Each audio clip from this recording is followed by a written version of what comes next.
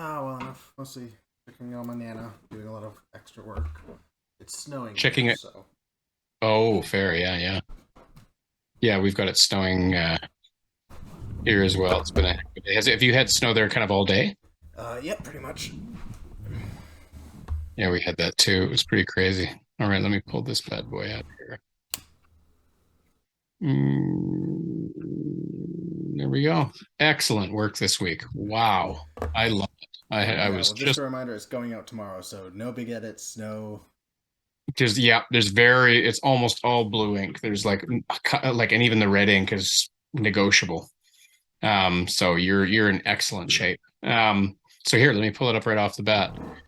Nothing, nothing, nothing, nothing, nothing, nothing, nothing, nothing, of course, nothing, nothing, nothing, nothing, nothing, nothing, nothing. Little thing here, but ultimately decided against it, period. Instead, she turned back to Dick. It's a punctuation thing.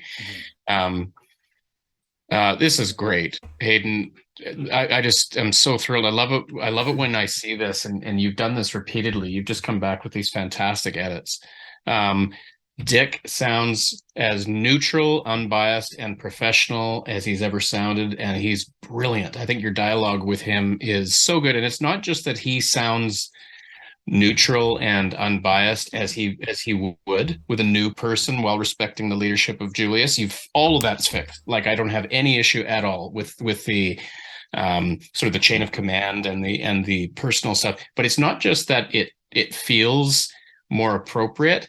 It's that the whole conversational flow between Dick and Ramona is really, really, it feels natural, it feels conversational, and it's really fun to read. So basically it still starts out with him like, what's the deal with him?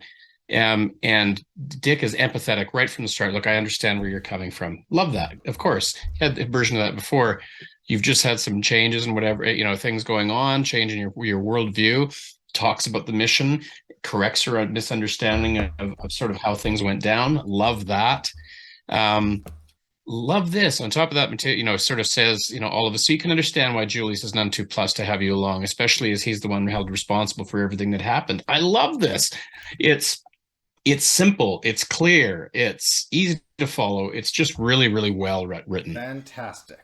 Yeah, I guess you're right. Oh, there's a little spelling thing here. I guess you Yeah. apostrophe R-E. Actually, I was wondering You about that. Was that sentence acceptable for introducing Julius's age? Because I that. thought this was a I thought this was a great way to introduce his age. I think that you like instead of it just being another fact, like here's okay, since you asked that, another thing that's so great about this, I didn't even realize that till you asked the question, is I feel like Dick up until this point shares just enough information and no more. So it's sort of like he's answering her question, he's empathizing both with her and inviting her to empathize with Julius. Perfect. And then she brings up the thing that leads to the comment about the age. And I'm like, yes, it's not just an info dump. So often when people will write, I've done it, you've done it, we've all done it. Mhm. When we know we got to let a lot of information on a chapter, we just have somebody a lot of the time go, wow, wow, wow, talk, talk, talk. And I'm like, oh, fuck, when is this going to end? But you don't do that here at all. You give this beautiful dose of information. I guess you're right. He's not much older than me, but he already has many responsibilities. What? Julius over 100 years old? Wait. Now, I thought her reaction maybe could be a little, wait a minute. What are you talking about? That's mental. Of course he's not. So maybe a little, but regardless of whether you put anything in like that, her response is great. It's a long story, and not one Julius would be Well, happy she with already me met a sharing. vampire, and like I'm assuming she's read Twilight, so or at least Oh, knows I about Twilight. this was my favorite part. When you come down to here, you go, it's a long story, and I'll get to the favorite part. It's a long story, not one Julius would be happy with sharing. Now it makes sense that he says that, because it's sort of like before it was sort of like I couldn't tell whose side Dick was on, if he was on anybody's side. Now it's so clear. Everybody should have Dick on their team. That sounds terrible. But everybody should have a guy like this on their team. I would want him on my team. I immediately liked this guy. You've given me every reason to like him, every reason for me to believe, okay, this is a legitimate team. I have already seen what Julius is capable of. I've certainly already seen what Ramon is capable of. Especially considering he's Um, over 6 feet tall, black, and with like rippling muscles. even better. Like this is it's logical. Then are we glossing over the fact that my boss is immortal? He's not a vampire, is he? No, thank God. That was funny. I laughed out loud at that. I thought that's a great question. For not only is it a better way, in my opinion, with you to introduce his age without it being just more information from Dick, but Actually, it's a now I'm wondering if I should have Ramona ask if God is real after she says thank God. Wait, is God real too? You could, but I think you got to know. I mean, my thing, that's clever. I like that. And then Dick To me, says, this above really your pay fits. grade. Yeah. The reason I love that she would ask that is because I'm like, oh, Hayden's instincts are good here. Of course, she would ask something like that because of the triggering effect of the memory of Matthias. So, is he a vampire too? That whole thing. So just everything about this conversation flows beautifully. It's natural. It's engaging. I buy it. This is one of the best conversations you've ever written. It's really great. And then down to here, right? That his summary, like this is perfect. The point I was trying to make is that Julius, and this is probably an area you just need to remove a period. The point I'm trying to make is that Julius has been doing this job for almost 80 years, etc. Then he says at this point he's a little, gun shy of getting close to anyone because he knows that he's going to have to watch them die too. That's why he doesn't want to have a new partner, no matter who it is. So try and cut him a little, try to cut him, at least a little slack. I might get rid of at least because it sounds a little catty. But I say, so, try to cut him some slack, kind of thing like that. This was a perfect way to end. So now here's the complete game changer from last week. When I read this, if I was Ramona, everything Dick just said to me in 2-3 pages max, everything he just said to me, yes, it has legitimately softened my opinion of Julius. So when he walks in and beautifully says this, according to Baker, just a little spelling thing here, you've got Baker's. According to Baker, blah, blah, blah, blah, blah, blah, blah, blah, I got to keep you. So when I say jump, you jump in. Do you understand? Yes, sir. Now, I totally, I'm with Ramona. I thank you, Dick, for clarifying to me and to Ramona that, what Julius's background is. The emotional tone of this chapter now is pitch perfect. And I think it's just excellent. Very good writing. The only change that I would make is not any new thing, but a cut if it was me, because I think you're saying what we already know. So it feels like, okay, why did you need to say that? Yes, sir. Julius looked at her a little surprised, and Julius paused and looked at Dick accusingly. I would jump right to, yeah, we're going to talk about that later. Because for him to go, what did you tell her? Nothing. I just wanted her to think about your situation. We know that. And Julius knows that. So it just feels like Dick it sounds like at that point, a writer not trusting that the audience can figure it out on their own. Plus, there's something much more juicy in the visuals of just seeing them look at each other like, we'll talk about this later. That would be golden. Only major change that I would make, and it's not even that major. Great outro. This was great. So I said, good to go. Just a couple grammar things, and maybe if you wanted to cut that section, one of the best chapters you've written I really, really love this. So bravo. I'm proud of you for this one. Just a few things, and I thought you did some excellent stuff with the other chapter as well. There's just a couple of things. Let me just see. It still strikes me that there's some stuff to iron out from my humble opinion, in the explanation of sort of Baker's thing here. So I'll just go through this. Oh, I love it when it does that. So it looks like a lot of red, but it's really not, because what I'm really looking at is this. So starting from the top, Baker had been perusing the secrets to eternal life, youth all his life. Perusing is pursuing. Goddamn autocorrect.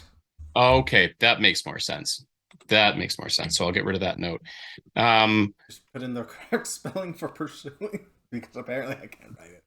That's all you need there. Now, these next two chapters were these next two paragraphs were the only major part that felt like they needed some significant work. Just because it's such a it feels like a bit of a jumble, and feels more like a Wikipedia article than really engaging narrative. So, but I can see that you've got all the raw materials, which is great. In pursuit of that goal, he amassed power, wealth, and influence. To do what? And that was the first thing I thought, okay, I see that to pursue eternal life. No, that's a circular argument. What is he going to do with that money? So first thing I'm going to suggest is I would take these two paragraphs, turn them into a page. Give us as much information as seems logical. Oops, hang on. My wife calling me. She can wait. He eventually joined the BPA and rose to the one of the five board to yeah, he eventually joined the BPA, rose to one of the 5 board members, then found out the truth about Julius. The man wasn't just hard to kill. He was immortal due to having possession of a philosopher's stone. The man could turn it. Eventually, I had to take 2 breaths.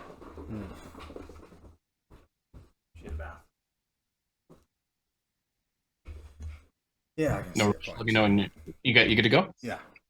So, plus this is these 2 paragraphs. I love the information you're sharing, but this is like a Marvel movie when all of the best scenes happened off screen and they said, "Hey, I just fought Thanos and saved the world." We didn't show you any of that, but I'll tell you. And I'm like, nope. If this guy is the chief antagonist, especially with all the Jews, he eventually joined the BPA. Okay, would love to hear more about that. I don't need to hear everything about this guy, but how did he rise to become one of the board members? This guy is, because I don't know anything about him yet, the first thing you tell us is that he's interested in pursuing the secrets of eternal life, made a lot of money, joined the BPA, rose and found, and so far he doesn't sound like a bad guy at all. It sounds like, oh, good, I like this guy. He's ambitious, great. Then he found out the truth about Julius. What truth about Julius? That the man wasn't just hard to kill. Holy shit, why is he trying to kill him? He was immortal due to having possession of a philosopher's stone. What's a philosopher's stone? I know you know, and I know, but a lot of people won't. The man could turn lead into gold and had eternal youth.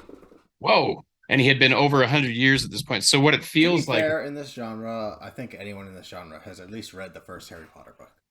I think it's pretty safe to say that that's my target genre. Okay, even more of a reason to clarify, because now it just sounds like you're ripping off Harry Potter. If in other words, what you're doing is you're giving us it's like summarizing the entire Lord of the Rings trilogy in a paragraph, and I'm like, oh, that's a lot of information. I wish I could learn any more about. Baker had wanted to capture the man and dissect him immediately in order to find out his secrets. I'm like, holy crap! So let me get this straight, Baker.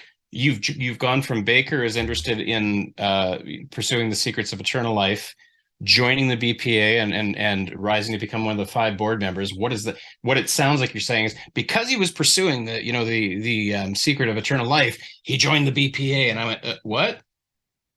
How does one lead? Why would wanting that lead him? No, I'm not saying he did that because of that. They're two separate things, but they're both in the same sentence right after one another.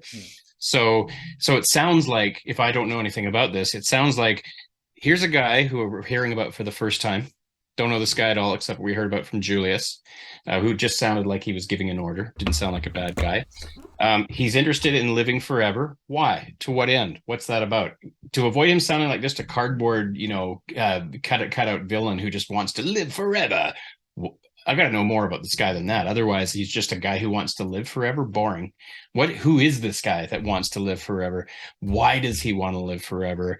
What led him from wanting eternal life to joining the BPA to learning about a guy named Julius who looks like he lives forever to wanting to kill that guy and dissect him? He's all over the map. Baker's like, I have no idea who this guy is because he seems like he's just wanting everything.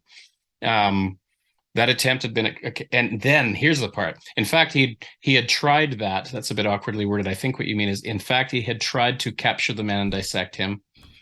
Only for Julius to escape the team he had sent after him. That attempt had been expensive. Like, whoa, stop. This guy tried to kill our main character, and it gets 2 super fast sentences that don't make sense to me. So I'm like, whoa, he tried to kill Julius. Would love to learn about how that happened. Escape the team he had sent after him. Definitely would love to learn about that. Attempt had been expensive. Interesting. Why was it expensive? The BPA had immediately tried to figure out who was behind the attack. So yikes. Now, if I'm Baker, I'm stupid if I continue to try to hunt it. So in other words, this guy's even got a track record of, except he hasn't been caught. But he's like probably fairly close. So he's already barely escaped BPA notice for doing this in the past. He'd lost a lot of resources covering up his involvement in that fiasco. So all of that feels like it was sort of like, somebody, like a really pretty woman saying, hey, look at my tits. But she went by so fast. Like, what? I think I saw a nipple. What was that? Or was it I don't know, Henry bar? I don't know. Right. So excuse the crude comparison, but there's no way, in my opinion, you can give that much information not super clear in the first place in 2 paragraphs. So that's the part of this chapter that I might unpack and open up a little bit. But now Baker could finally cut Julius off from the BPA. Without the support of the BPA, it would be much easier for him to snatch Julius off the street. So that's again, I think I know what you mean, but that just feels like is he literally going to snatch him off the street? No, it's an expression, but that's not clear to me. So, okay, so that's the only I'm thinking so far right now. I'm Yeah. thinking I changed the scene up a bit, and instead of Baker just sitting in his desk, he's dissecting a live elf. Talk to me. In order to find out Yes. why the elf lives so long. Okay. So to me, right? Yeah, exactly. Like I would love to have, him in a lab by himself, and he's doing like, we slowly walk up behind him and see what he's doing. Like, oh my god, and he's maybe taking notes or doing this kind of thing. And like, I think I may have answered it. Any of that kind of stuff, sort of Mad Dr. Frankenstein-ish type stuff. Please, love that. And then, okay, so that would be fantastic. Little spelling thing on interference, but that would be cool because this is great. What you have here, I'm like, oh, this is awesome. And I feel completely cheated because it all happened off screen and it doesn't sound like the kind of thing that should. Not that you want to Well, if I did everything on screen, I'd be here forever. No, for sure, but a little more detail than that. I need more than a Wikipedia article about how our main character, especially since it's simply not clear. If it was clear and there was a logical flow from one to the other, and I understood sort of a little bit about this man, but I go from 0 to 100. I go from don't know anything about this guy to discovering he's Satan in 2 paragraphs.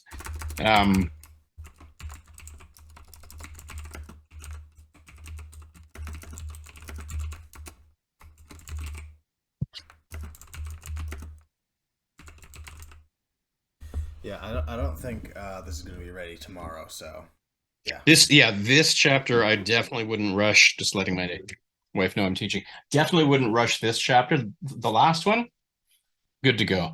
And by the way, it's because this chapter is so good. This chapter has so much potential, and it's like I just need more. Of course, Sir Daphne Bruno will be occupied as such she will not be able to counter any orders you give. Perfect. I love that. The only thing I might change is, excellent, without her being here, I can do anything I want. Feels like he's just repeating to me what Owen just said. I might be interested in good, that means I can do what? Give us a little insight potentially. Yes, sir, I was able to push through your orders without too much pushback. So it's pushed twice and it sounded kind of weird. Little thing you might just want to consider. Other words would be my thing. Baker smiled, thought Owen's psionic abilities were why he had hired him in the first place. Not only were psionics extremely rare, but very few people had any defense against them. What are psionic abilities? Mind readers, telepathy, that type of stuff. I would definitely put some clarification because what you don't want to do is each week if you introduce some new word without clarification, you're narrowing your audience until some people know what. Yeah, there's so just replace psionic with telepathy. Yeah, or just his ability to his Owen's psionic abilities, but not only was it extremely rare to be able to control people's minds, but or whatever, just something that makes it a little clearer.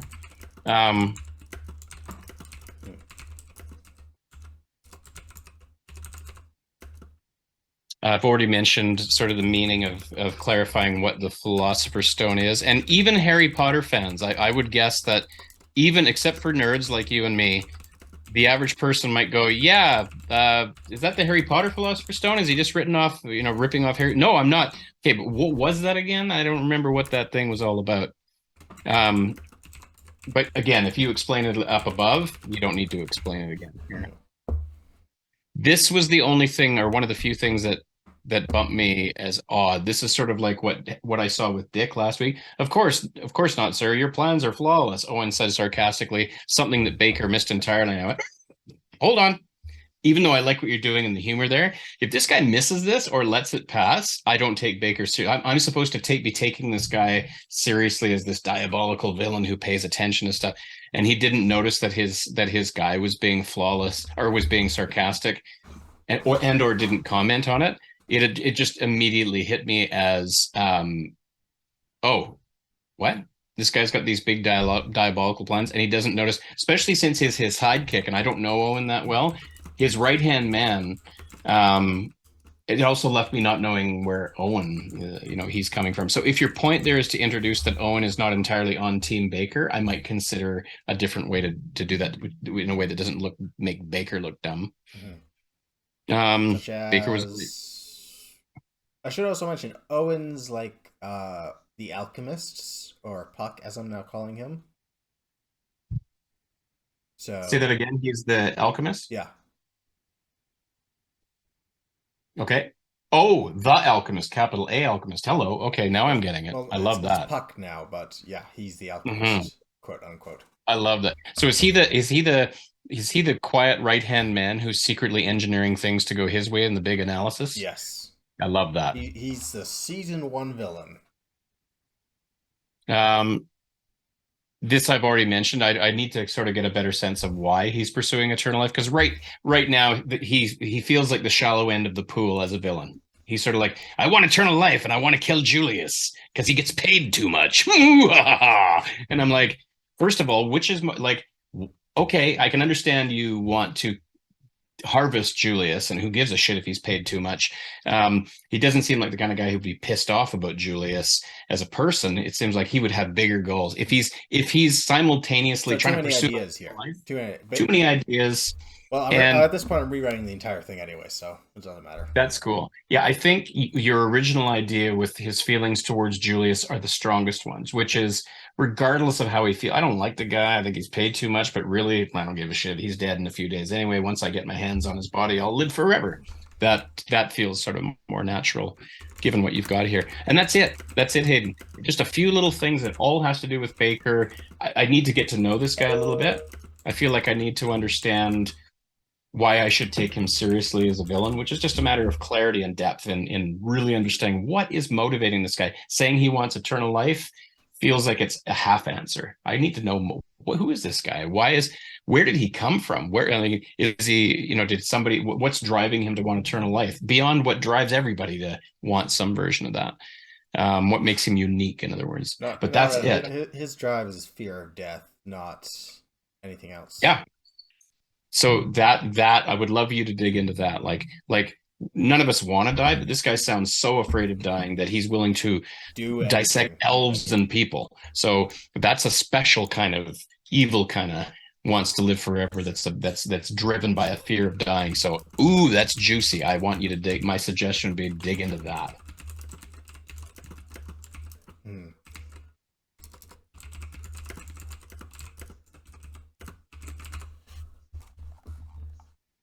Okay. Anything else? No, that's perfect. And I'll finish off with the Alhoon part. Just They making call it some... Alnoon or Alhoon. Alhune. whichever you think. Yeah, if you said that you were wanting to potentially Well, avoid the Alhoon thing because of how its copyright, meaning, right? trademarks and shit. I would go Al Noon then, probably. Alnoon, except not spelled like it sounds. Right. I wonder if I should just spell it like it sounds. Alnoon. No, then I'll definitely get. Yeah, I'll stick with this spelling. It's weird, but it's the best to get me not sued and also not immediately kill the story because of someone who's already read it. Yeah, don't get sued. Most people will look at the word and will barely even register the change. Honestly, most people look at a word and only register the first and last letter, and then just scramble the letters in their head.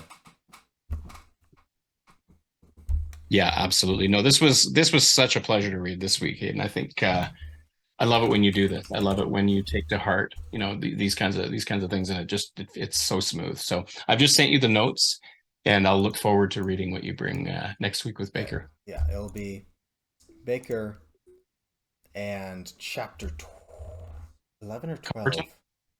Yeah, it'll be Copperton. Okay. Yeah. Sounds good. Love it. That one has a lot of spelling errors, so just as a heads up. That's okay. Yeah. That sounds good. See you next week, Paul. Okay, take care. Will do. Bye-bye. Bye-bye.